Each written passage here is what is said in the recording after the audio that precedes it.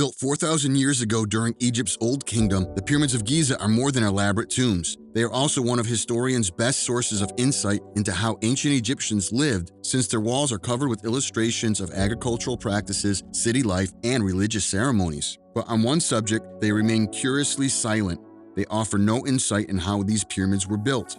This mystery has plagued historians for decades, leading to the wildest speculations into the murky territory of alien intervention, as speculated by Graham Hancock, and perplexing the rest. But archaeological discoveries in the last few years have dramatically changed the landscape of Egyptian studies, and after a millennia of debate, the mystery might be finally over. Join us as we delve into the terrains of the Egyptian desert, uncovering mysteries that have the whole world terrified. Claims that humans might not have built the pyramids are generally thought to date back to mid-19th century, when a certain group of speakers began to fashion themselves into what we now tend to call fringe or alternate historians. These historians sought to challenge the mainstream theories in science and archaeology to argue, amongst many other things, that there might have been earlier civilizations that history has forgotten, and that there may have once been more advanced civilizations on Earth, more civilized than what we see today. This notion is in line with the speculations of Graham Hancock, a renowned author and explorer. A popular quote from the renowned author reads thus: "Indeed, we are truly a species with amnesia. We have forgotten a very important part of our history." He promotes theories involving ancient civilization and hypothetical lost lands. Hancock also speculates that an advanced Ice Age civilization once existed, and the fact that we cannot find any evidence of its existence does not mean it doesn't exist. In more contemporary times, the fringe ideas have often been merged with 20th century fascination for aliens and UFOs. With various fringe theories falling under the broad umbrella term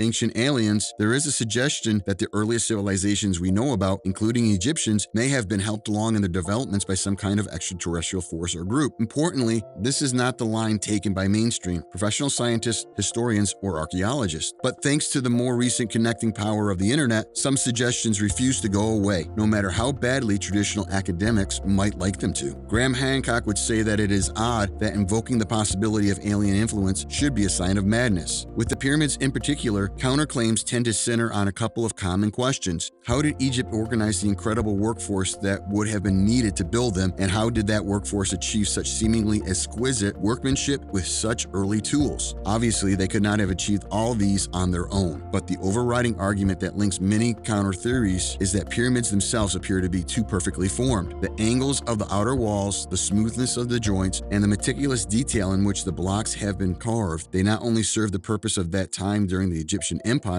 but were also able to withstand the test of time and remain strong thousands of years later. According to alternate theorists, the incredible accomplishment could not have been achieved alone by Egyptian workers thousands of years ago. No matter how dedicated they were to the cause, they should not have had the technology to make it happen, and this leaves us with one of two options stated by the fringe. Either Egypt did have more advanced technology, perhaps handed down to them by an older civilization, going by Graham Hancock's speculations, and it has just been lost to time so that modern humans know nothing about it, or some form of not-of-this-world alien technology was involved. For now, we do know that these incredible structures were made in Egypt by thousands of members of the ancient Egyptian civilization, and there may be suggestions that something else was involved, perhaps our alien counterparts. The mystery of the pyramids has generations of archaeologists puzzled. And why is this so? For one, they have an astonishing engineering feat, made particularly impressive by what we know their architects did not have. Even by modern standards, the Egyptian pyramids are astoundingly complex, structurally sound, and remarkable, so you can't help but wonder. Bear in mind, the ancient Egyptians lacked a variety of tools that would have made such structures easier to build, and as a result, their mode of construction has been subject to different theories.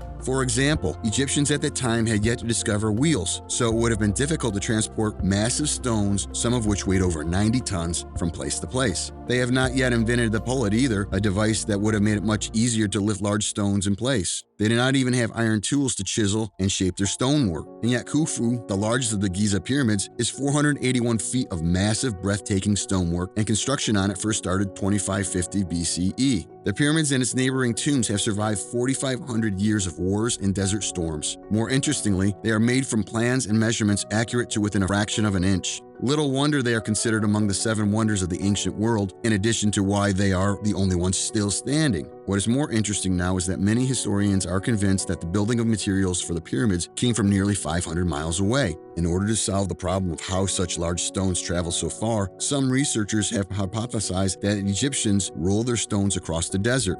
Though they did not have the wheels as we do today, they might have made use of cylindrical tree trunks. It is entirely possible that they could have effectively rolled them across the desert. This theory goes a long way towards explaining how the pyramid's smaller limestone blocks might have made their way to Giza, but it's hard to believe it would work for some of the massive stones featured in the tombs. Supporters of this theory also have to contend with the fact that there is no evidence that Egyptians actually did this, though it would have been clever if they did, but there are no depictions of stones or anything else being rolled this way in any known Egyptian art or writings. This is also the challenge of how to lift the stones into position on an interestingly tall pyramid. Ancient Greek historians born after the pyramid's construction also have their own opinions about the pyramids and how they came to be. They believe the Egyptians built ramps like scaffolding along the faces of the tombs and carried stones up the way. Some modern theorists have pointed out to strange air pockets that suggest the ramps were actually inside the walls of the pyramids. This explains why no sign of them remains in the exterior faces. However, no conclusive evidence has been found in favor of either of these ideas, but both remain intriguing possibilities. The mystery about the origin of the pyramids has persisted for years, but in recent years, two startling new revelations relating to how the pyramids were built have recently come to light. The first was the work of a Dutch team who took a second look at Egyptian art depicting laborers hauling massive stones on sleds through the desert. They discovered that the tiny figure pouring water in the stone's path was not simply offering the desert some ceremonial liberation.